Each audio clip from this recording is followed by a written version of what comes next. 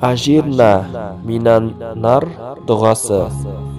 Алла елшісі кімде-кім Алладан 3 мәрте жәннетті сұраса, жәннет: «Я Алла, бұл пендеңді жәннатқа кіргізе көр» дейді.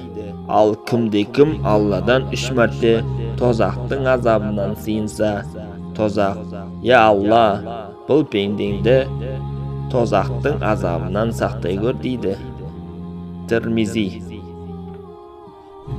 Ибн Аббас Алла елшісінің мына дұғаны Құраннан бір сүре үйреткендей үйреткенін айтады.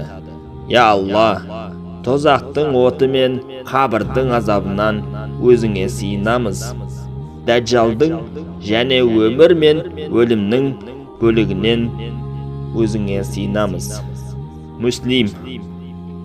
Алла елшісі: «Я Алла, дәрменсіздіктен, жалқаулықтан, қорқақтықтан және қалтыраған қарттықтан сақтай көр.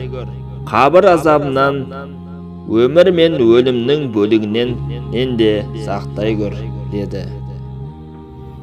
Алла елшісі таң намазынан кейін ешкіммен сөйлеместен 7 рет: «Аллахумма ажирна минаннар», «Я Алла, бізді тозақ отынан сақтай көр» де. Егер сол күні қайтыс болатын болсаң, Алла сені тозақ отынан сақтайды.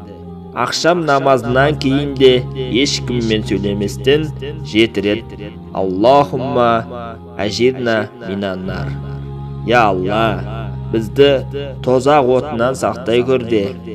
Егер сол түні қайтыс болатын болсаң, Алла сені тозақ отынан сақтайды деген. Мүснәд.